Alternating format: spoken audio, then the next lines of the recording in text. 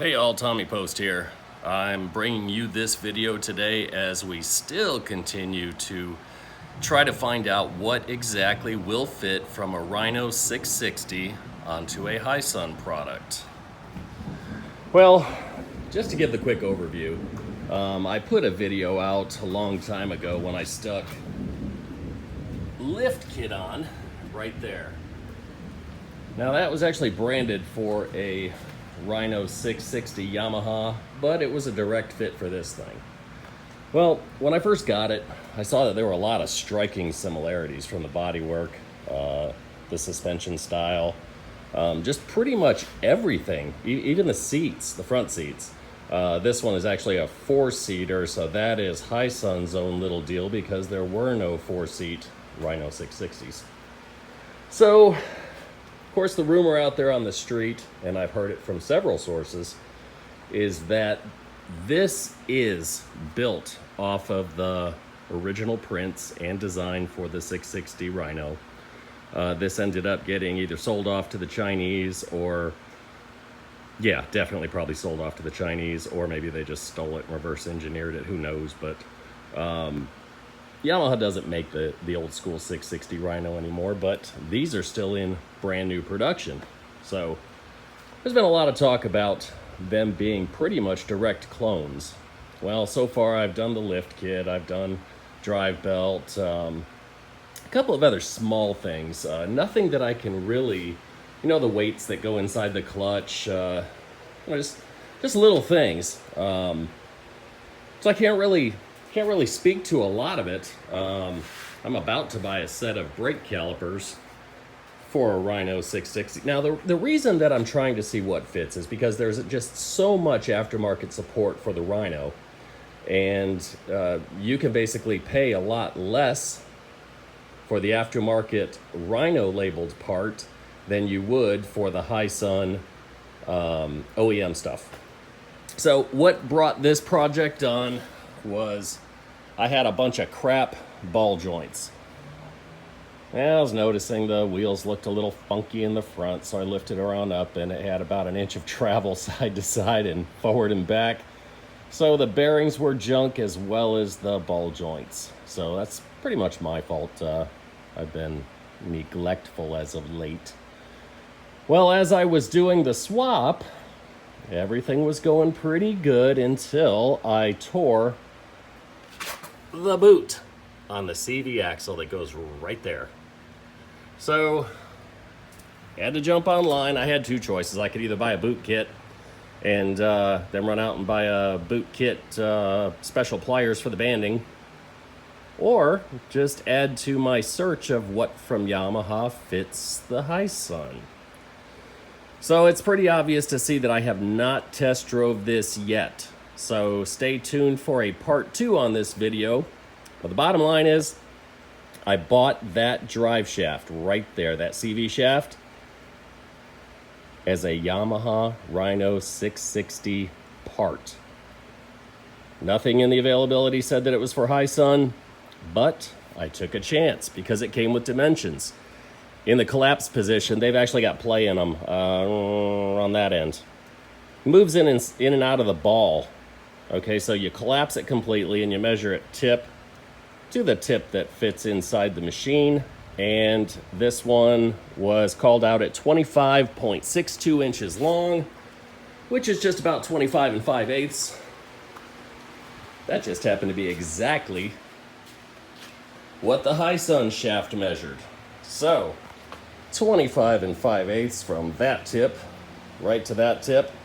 Now I took my trusty measuring caliper and I checked the diameter here. Checked the diameter and thread count of these threads that go inside the front differential. This was a different diameter. So I was looking at this big black part right here. And then I went back to the vehicle. There's no seal that rides there. There's absolutely no reason why it matters if this diameter is different or not. This one, the Hisun one, was just a hair bigger in diameter. The important part is this seal land right here. That seal land and these splines are going to decide if it not only fits the seal, which I measured this, and right to about a 1/2 mil, 1/2 of a thousandth of an inch is how close it was. Well, I work in machining, or with machinists, I should say, lots of times, and I've seen where even a brand new machined part can vary by a very small amount like that. Spline count the same, collapse position length the same style boot. Moving down to this end, this is the part that sticks out that the wheel and the hub goes on. Of course, I had the hub off, so it was very easy to slip the OEM hub from the Hisun right onto that axle over there just to see that it was also exactly the same splines in size as well as count. Measured this seal land right here, which really I did not even need to measure because all of the bearings that I ordered for the front end of that thing were from a Rhino 660. And they've fit like a glove. They measured exactly the same. They were the same 6008 bearing as well as, I forget the number on the seal, but the dust seal fits against this tapered face right here. And then the other seal goes around this land right here. Well, that set's from Rhino 660, so I already knew that it was going to be a perfect match for that CV axle, which is for a Rhino 660. So, where does this take me? Only 2 differences were found on this axle from the Hisun. For starters, this nut does not thread onto the Hisun axle. This came with the new CV axle. Matters not. This is a locking style. You impact this in place and it has its own little lock dealie inside of it to where it won't back off. The Hisun one was a castle style nut where you put a cotter pin through it. Doesn't matter. Same diameter face, same diameter here, just a different thread count, different. Can't put this on the other axle. That's okay. Came with one.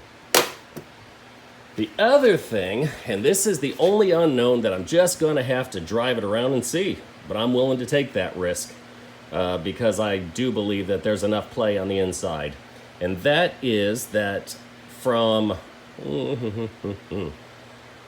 this, the edge of this tooth configuration to the tip is just a hair longer on the Yamaha. But at the same time, it is just a little bit different. It's exactly the same distance from this face, where my fingernail is, to the end. That was the same for both axles exactly. Where the difference was this land right here for the seal seemed to be just a little bit longer on this one. So in essence, making these teeth just a little bit narrower. It's just the math game, adding up what you get for each of these facets of it to equate to same distance. Diameter, snap ring position, all that. You know what? The amount of difference was so tiny. I took it over to the machine and, God, my knees getting old.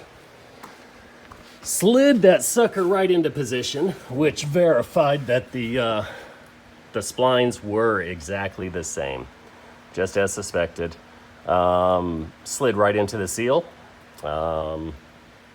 Went ahead and assembled the upper and lower control arms just to see if it would face off with the seal in the back right here.